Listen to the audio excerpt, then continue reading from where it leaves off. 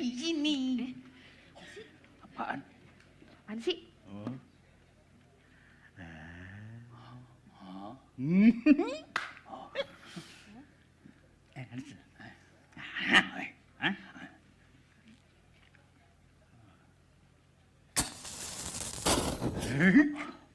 Ya.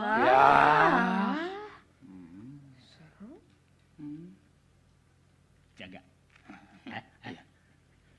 Jaga. Iya. Bawel lah.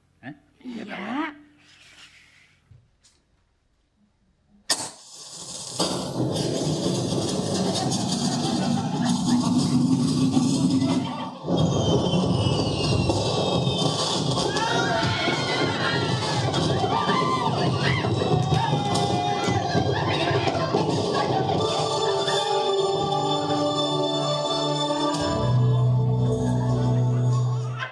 Kita dapat satu elemen lagi. Api. Jadi, api adalah ide. Gagasan. Mind spirit. Karena dia merupakan ide dan gagasan, dia harus ada yang memantiknya. Butuh seorang akselerator untuk menyalakan api itu. Tapi sesudah menyala, tetap harus dijaga oleh para inkubator yang memberikan persuaian agar mereka tetap tidak padam. Ketika semua itu terpenuhi, maka akan terjadi ledakan semangat dan inovasi sosial yang dahsyat, luar biasa. Ayo, kita pergi lagi. Pergi lagi. Ayo. Cepat.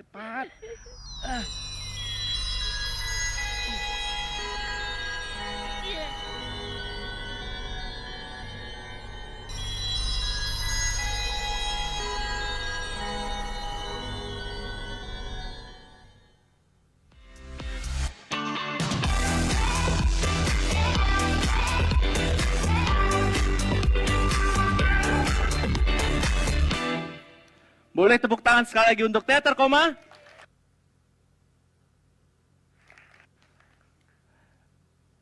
Makan bakso di Surabaya.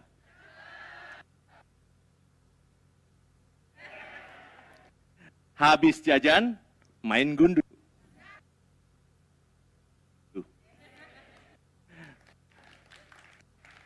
Sudah ya, pantunnya habis. Nggak nyiapin lagi. Selamat sore semuanya, senang rasanya saya bisa ada di sini. Pandu, saya Chief Commercial Officer dan Co-Founder dari Ecosystem, sebuah venture builder. Tadi sempat dijelaskan oleh Kak Butsi ya, tentang ekosistem builder. Banyak sekali. Mungkin salah satunya adalah kami, Ecosystem. Dan diberikan tugas untuk menjelaskan tentang incubator atau accelerator. Tadi disampaikan ya tentang oleh Teater Koma ya, bagaimana bisa meledakkan suatu inovasi sosial dan juga menjaga supaya bisa lebih baik tumbuh inovasinya. Saya tidak akan masuk terlalu teknis, tapi berdasarkan pengalaman yang kami lakukan bersama, itu yang akan saya sharing ke sini.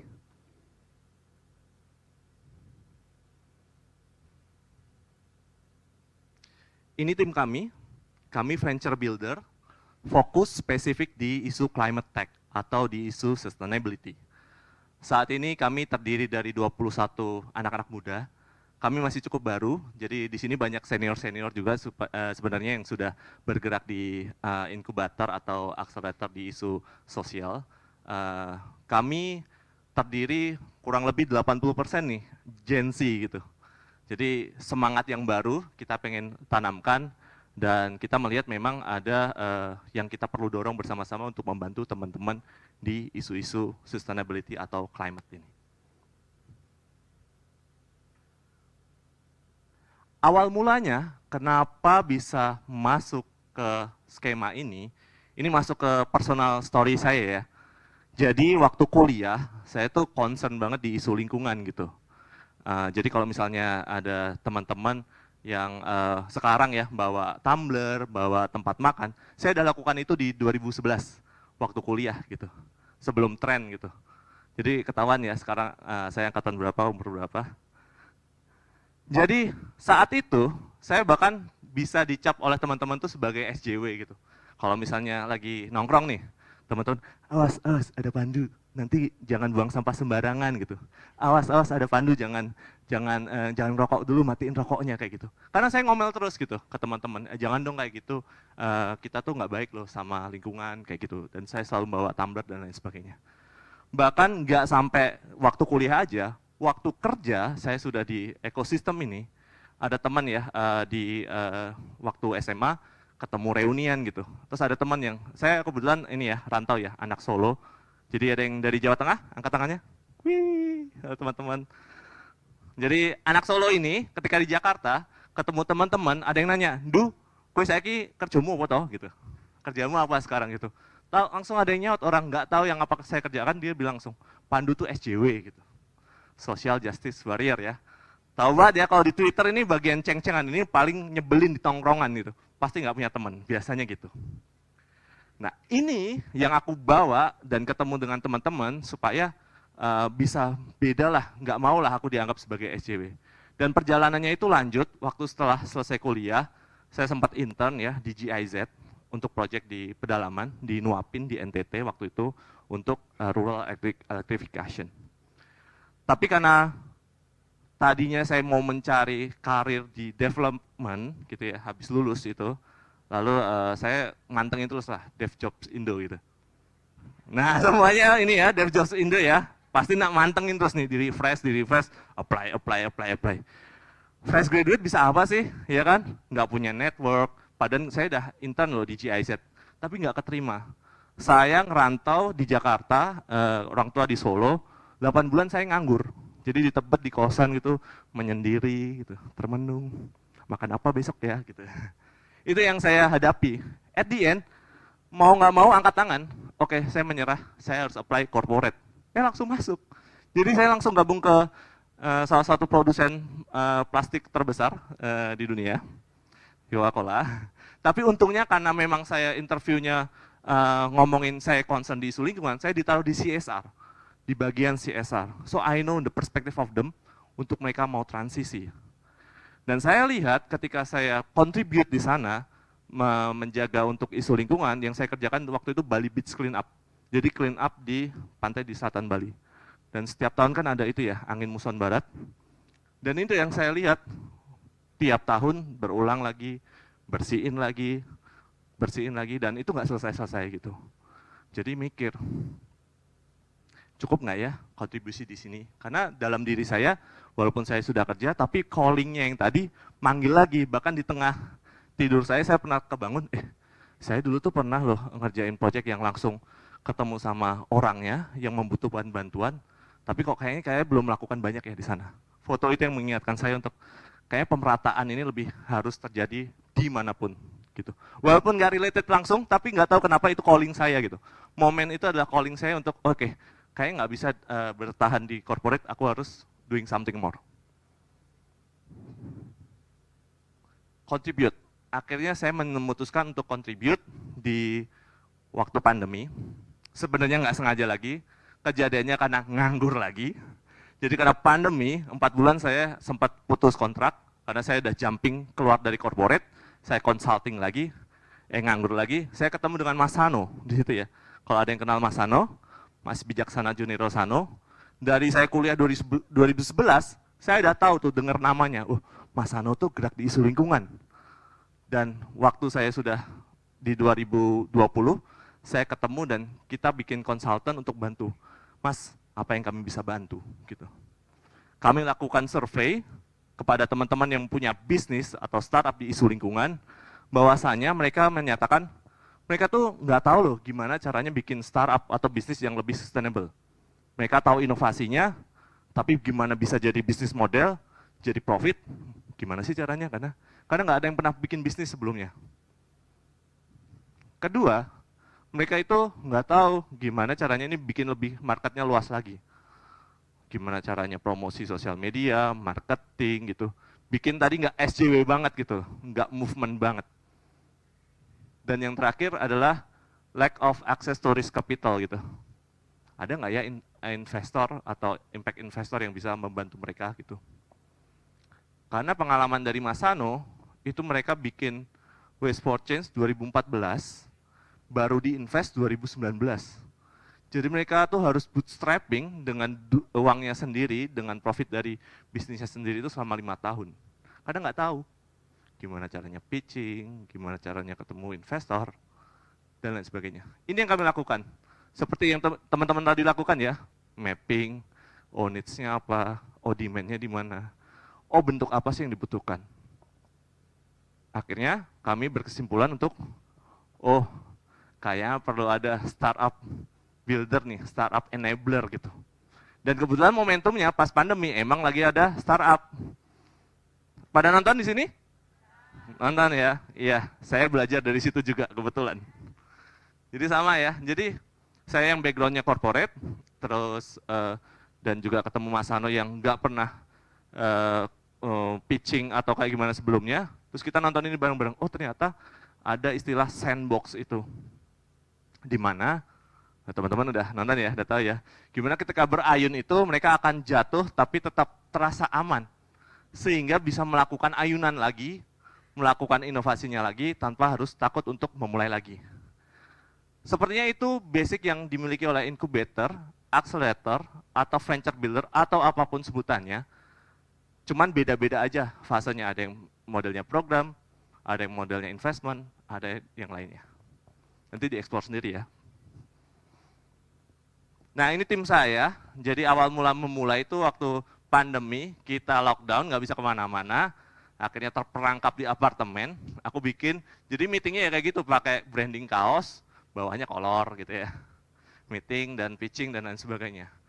Dan ini yang mungkin biasanya saya temui di startup-startup atau inovasi, yang kadang-kadang missing, the team. Kadang-kadang inovasi yang saya temuin itu, kelihatan banget tokohnya ketokohan satu orang gitu. Sehingga timnya itu tidak merata, jadi ketika satunya, si leadernya ini limbung, nggak akan ada yang bisa bantuin nge-cover. Ini yang saya temuin, saya cukup beruntung mempunyai CEO saya, yang tengah, ya seorang Chinese Sulawesi, jadi ketahuan ya yang ngurusin bisnis siapa. CEO saya orang Sunda, jadi dia yang ngurusin merapikan finansial, merapikan HR, dan lain sebagainya. Sedangkan saya, orang Jawa, orang Solo. Ketahuan yang main politik siapa ya? Mas Gibran, bukan saya.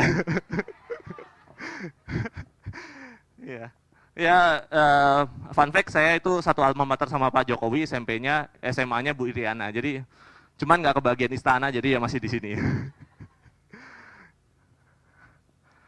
Lalu kami mencoba untuk adaptif dengan zaman, akhirnya kita punya model, namanya XYZ model. Kenapa namanya ekosistem XYZ? Karena mainnya di sini, di tengah, co-founder as a service, kita bantu bisnisnya di sana. Tapi kita lihat, kalau kita mau bikin ekosistem tadi, nggak bisa itu doang gitu. Kita harus building supply of innovation-nya.